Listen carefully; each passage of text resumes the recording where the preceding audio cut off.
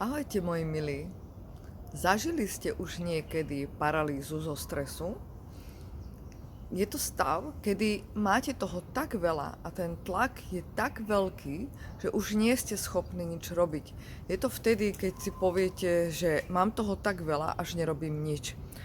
A tento stav sa môže vyskytnúť vtedy, keď si nedávate pozor na to, aby ste mali dostatok oddychu, keď nemeditujete alebo nezoberete si chvíľky oddychu pre seba, pre svoje telo a pre svoju myseľ.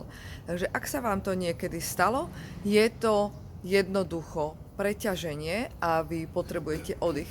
Meditujte s nami v aplikácii Medok. Ďakujem.